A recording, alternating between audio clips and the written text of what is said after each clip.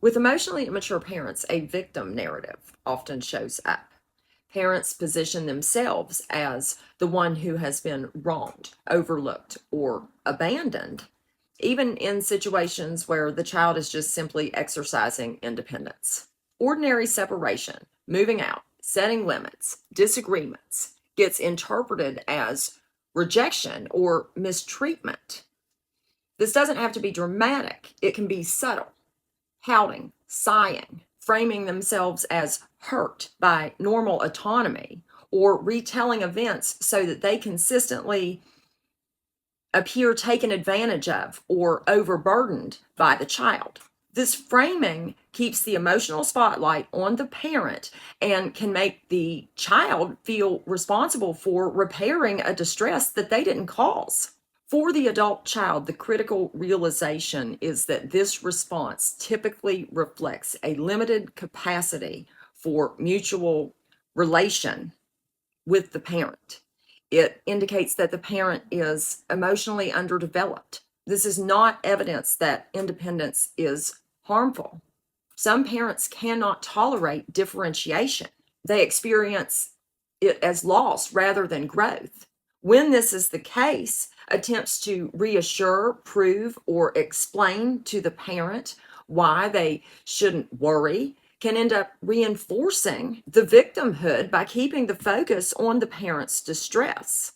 Understanding this can help the adult child shift from feeling like they're doing something wrong to realizing this is just how the parent copes, or they're unable to cope. So you can respond to the content without taking on the role. Like if the parent says they feel abandoned because you've moved out, you can acknowledge that I hear this is hard for you. But what you shouldn't say is, I'm sorry for moving out.